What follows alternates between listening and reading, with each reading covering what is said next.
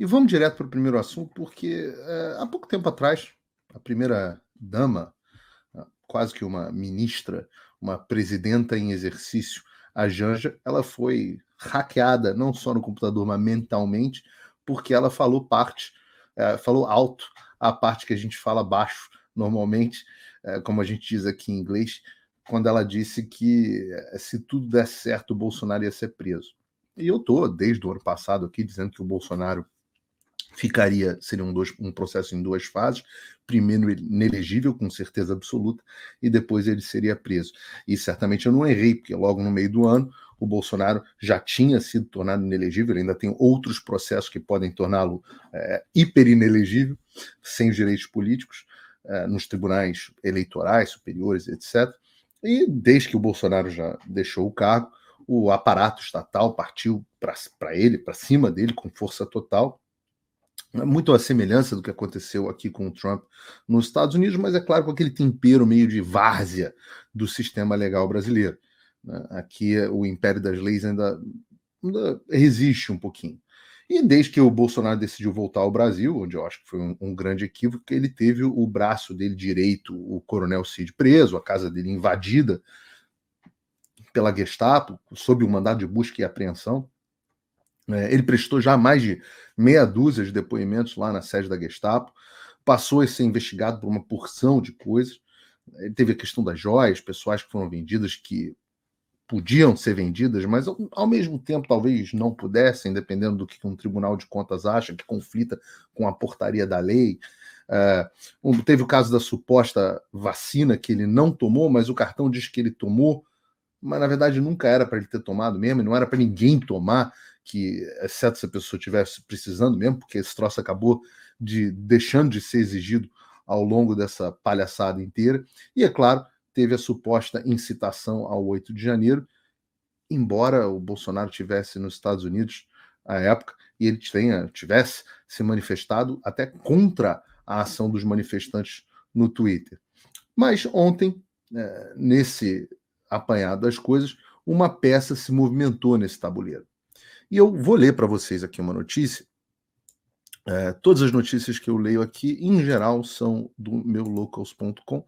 Então você pode entrar no realpfigueiredo.locals.com, você vai receber as notícias que eu considero mais importantes por e-mail, algumas coisas, análise, etc. Mas as notícias que eu vou abordar no programa você recebe por e-mail se cadastrando no locals.com, absolutamente de graça, não precisa ser meu apoiador para ter acesso às notícias que eu leio aqui. E a notícia é que o subprocurador responsável por inquéritos do 8 de janeiro deixou o cargo. Carlos Frederico Santos era o coordenador do grupo que tratava dos atos. E aí a notícia aqui, o Carlos Frederico, que ocupava o cargo de superprocurador, não, meio, mas de subprocurador-geral da República, renunciou à coordenação do grupo estratégico de combate aos atos antidemocráticos. A sua saída foi oficializada no Diário Oficial da União nessa segunda, ontem, 18 de dezembro, com a chancela da então procuradora-geral interina Elisete Ramos, enquanto o Gonê estava tomando posse. Com a renúncia de Santos, ele deixa de participar das investigações relacionadas aos eventos 8 de janeiro. Sob sua coordenação, a Procuradoria-Geral da República denunciou 1.413 indivíduos, incluindo 1.156 incitadores, 248 executores, 8 agentes públicos e um financiador, por envolvimento nos tais dos atos extremistas. O Carlos Frederico havia manifestado anteriormente que considerava justificadas as investigações sobre as ações do presidente Jair Bolsonaro, tanto antes quanto depois do ocorrido no 8 de janeiro. E a gente vai falar sobre isso. O cargo do PGR agora é ocupado pelo o Paulo Gonê Branco, que assumiu o posto nessa mesma segunda-feira, ou seja, o Carlos Frederico sai com a entrada do Gonê. A saída é vista como um procedimento padrão diante da nomeação de um novo PGR, mas não necessariamente, a gente vai falar sobre isso. Como as ações da PGR estão sob a égide do Procurador-Geral, cabe ao Paulo Gonê decidir quem assumirá a função daqui para frente. Diante desse cenário, a grande questão que se apresenta é se um novo procurador atuando no caso trará uma abordagem mais garantista, que é a linha do direito que procura preservar as garantias individuais dos processados, dos réus, buscando estabelecer a legalidade nos casos em questão, ou se adotará uma postura ainda mais rigorosa em relação aos chamados bolsonaristas. E essa é a notícia. E aqui eu quero, as óticas que eu quero abordar são as seguintes: a ótica principal é essa aqui. Segundo o que eu chamo de o plano Janja, né, que é aquele onde, se tudo der certo, o Bolsonaro será preso, a dúvida é: a saída do Carlos Frederico, ela faz parte desse tudo dar certo ou não? Peraí, desculpe interromper esse vídeo, mas é que eu continuo censurado pelo STF. Além deles cancelarem o meu passaporte, congelarem todas as minhas contas bancárias e bloquearem as minhas redes, agora eles também querem proibir os meus vídeos no Brasil. Você pode continuar me acompanhando seguindo o meu segundo canal, que é o canal de cortes. Mas melhor ainda é se inscrever no meu canal do Rumble, que é o concorrente do YouTube que não cumpre essa censura. E se quiser ter acesso a todas as minhas postagens para sempre, deve se inscrever no meu Locals, que funciona de uma forma parecida com o Facebook ou o Twitter. Todos os links estão aqui na descrição. Entra lá, senão você vai ficar desinformado e aí eles vão vencer. Você tem duas hipóteses, né? Uma das hipóteses é a de que ele estava sendo muito rígido, fez muitas coisas muitos absurdos, e agora ele vai ser substituído por alguém que vai baixar a temperatura, né? E de novo, o Carlos Frederico ele tinha sido absolutamente truculento com os presos do 8 de janeiro, desrespeitou todos os seus direitos, uma vergonha. Ele é objeto de várias denúncias internacionais a respeito do Brasil, ele é cúmplice e partícipe das violações, dos crimes contra os direitos humanos sendo cometidos no Brasil, contra os presos e réus do 8 de janeiro. Eu falo detalhadamente sobre essas violações na minha entrevista com os advogados da Associação das Famílias e Vítimas do 8 de Janeiro, a ASFAV, que eu fiz pessoalmente aqui nos estúdios do Locals, aqui em Miami, e obviamente tudo extremamente chocante. Extremamente chocante. Então, em tese, se essa linha tivesse correta, a saída dele seria uma boa notícia, certo? É uma primeira análise que alguém poderia fazer. E aí, pequeno gafanhoto, é aí que você pode estar enganado. Porque o inferno ele é um poço sem fundo. Carlos Frederico era ruim? É, mas dá para ser bem pior.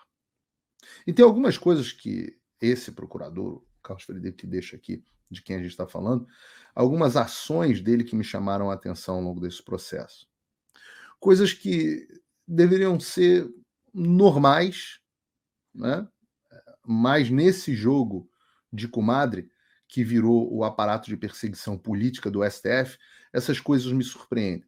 É normal, né? Seria normal haver discordâncias entre o procurador e o juiz, entre o acusador e quem julga. Às vezes o acusador quer alguma coisa, o juiz não concede, às vezes o juiz gostaria que a acusação seguisse por um determinado caminho, nem deveria querer. Mas às vezes acontece, não considera que o caminho que a acusação seguiu é o mais feliz. Mas no Brasil isso acabou, né? Quando a gente vê os diálogos da Vaza Jato, onde o Moro e o procurador combinavam as coisas, os procuradores combinavam as coisas, isso foi elevado à enésima potência nos julgamentos, nos inquéritos do fim do mundo do Alexandre, no inquérito do 8 de janeiro. Eu falo, as origens jurídicas dos males processuais que estão acometendo hoje a direita nasceram lá na Lava Jato, sob as palmas regadas pela direita. Então, se o Moro combinava as ações com os procuradores da Lava Jato, como demonstram os diálogos, né, vazados, o Alexandre é muito pior, né? Ele tem um delegado da Polícia Federal de estimação. Ele tem um chefe da Gestapo, que é para chamar de seu, o tal do delegado Hiroshi. Era a delegada Denise, foi substituída por esse delegado Hiroshi, que está por trás dos inquéritos ilegais hoje em dia que o Alexandre conduz. Então, tudo que o Hiroshi precisa nos inquéritos, o Alexandre dá. E tudo que o Alexandre precisa dar é pedido pelo Hiroshi. Então, é como o Chaves, que vende churros para ele mesmo. Né? O senhor aceita um churro? Ah, muito obrigado, um churros. Ah, que delícia, aqui está o dinheiro. Pega o dinheiro e bota no bolso. É o Chaves vendendo churros para si mesmo, é o Alexandre e o Hiroshi. É a mesma coisa. Nunca há um pedido que foi negado, que tenha sido negado. Nunca há uma manifestação contrária. O Hiroshi, inclusive, aliás, foi quem pediu a busca e a apreensão na casa dos que hostilizaram o Xandão em Roma. Eu acho que ele pede para Carmen Lúcia, não me lembro para quem que ele pede, para Carmen Lúcia ou Rosa Weber, ninguém sabe a diferença entre elas. Uma saiu, ninguém sabe direito qual foi. Mas ele pediu, foi o Hiroshi que pediu, em nome do Xandão, né? Então, o que me chamava a atenção, e eu fiz essa pergunta ao doutor Ezequiel, da ASFAV, quando eles vieram fazer a denúncia aqui nos Estados Unidos, na Corte Interamericana de Direitos Humanos, na Comissão Interamericana de Direitos Humanos da OEA, eu chamei a atenção que algumas coisas com o Carlos Frederico não eram necessariamente como elas deveriam ter sido combinadas. E deixa eu citar aqui, por exemplo, vou citar um exemplo. Na primeira decisão relativa ao 8 de janeiro, o Alexandre chamou lá na decisão dele os manifestantes de terroristas. Ele escreveu, juiz, meteu, terrorista. Bateu. A imprensa embarcou na tese do terrorismo, só chamava de terrorista, e estava tudo meio certo. Era uma construção que vinha muito parecida com o que tentaram fazer com o 8 de janeiro. Mas logo que entrou, o procurador Carlos Frederico, ele fez o óbvio, pelo que diz a lei. Ele afastou a tese de terrorismo. Ninguém foi denunciado por terrorismo, apesar da decisão anterior do Alexandre.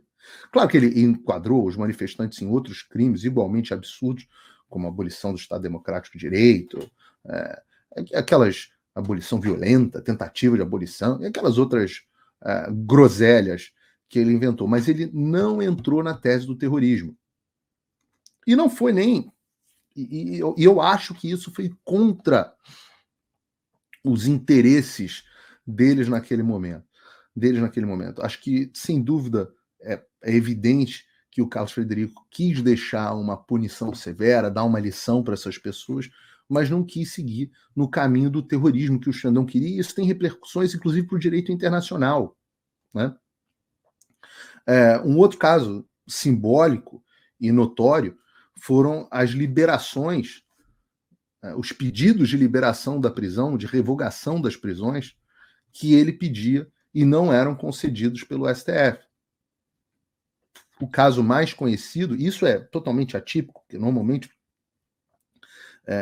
a Procuradoria quer que o preso fique responsável pela acusação, né? Ela quer que o preso fique preso, e o juiz vai lá e pondera entre o que ela fala e o que a defesa fala e solta ou não. No caso do Xandão, a coisa era mais... O procurador era menos severo do que o juiz.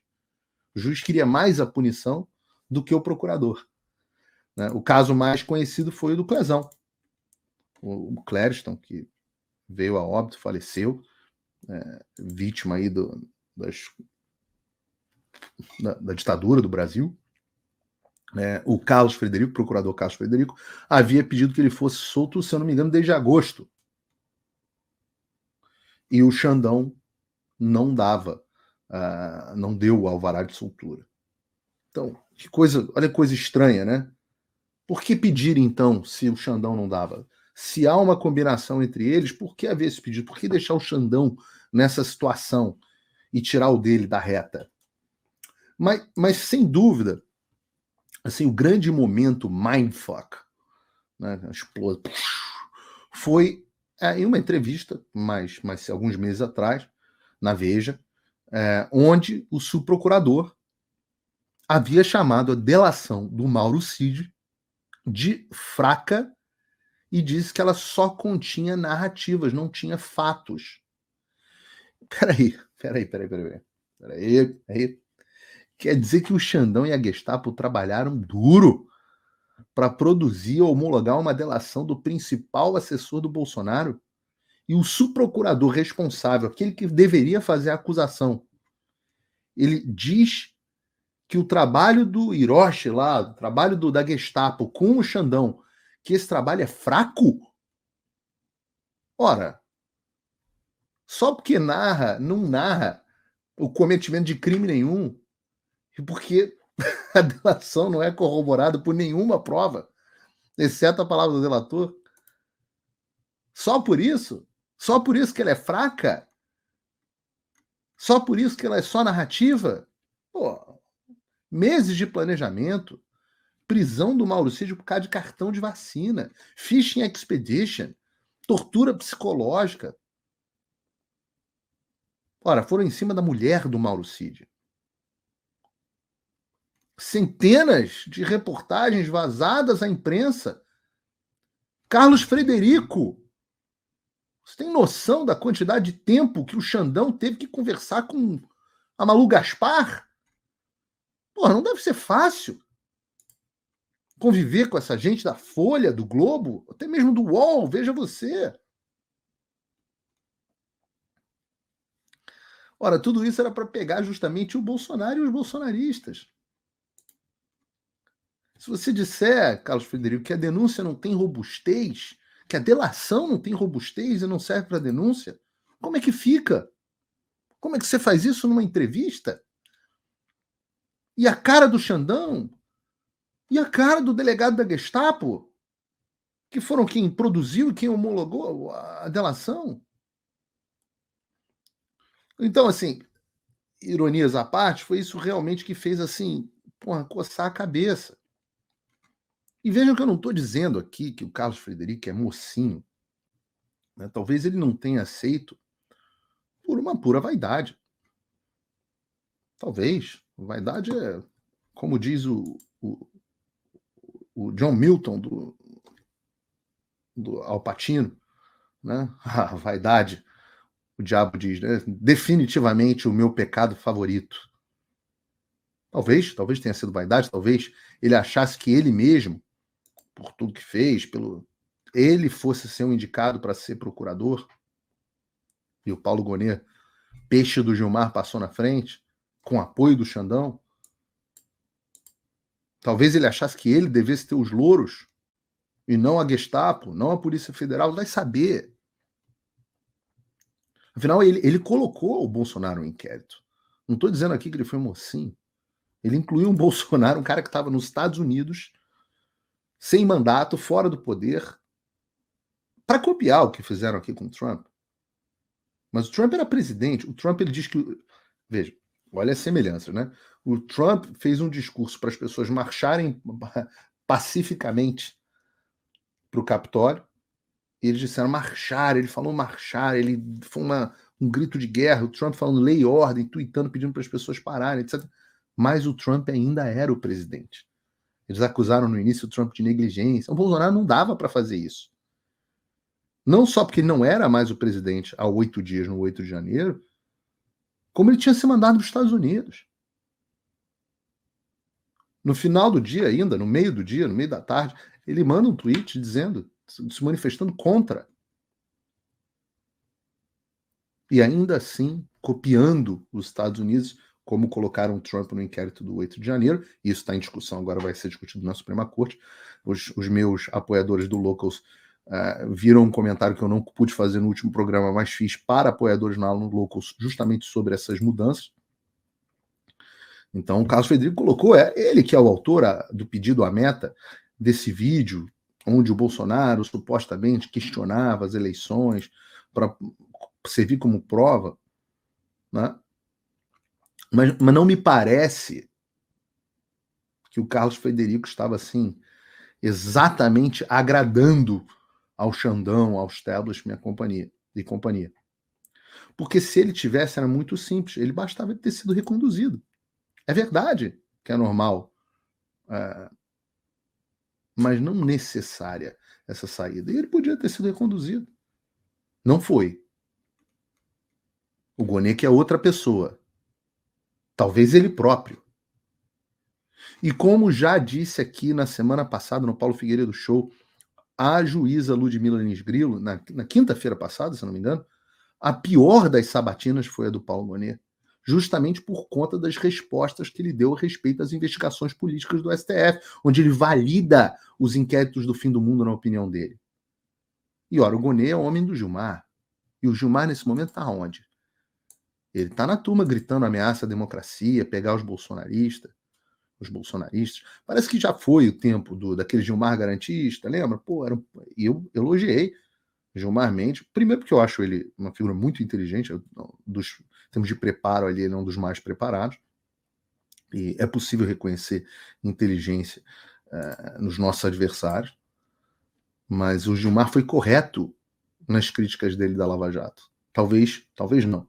Hoje a gente vê que certamente não pelos motivos corretos, mas as violações às garantias, aquela turma dos as prerrogativas dos advogados, todos eles estavam corretos em vários aspectos.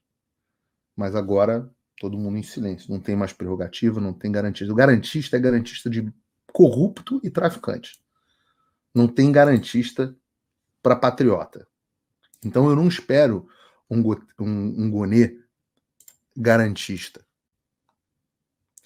E, aliás, uma outra pista do que a gente deve esperar, uma outra pista está na imprensa oficial.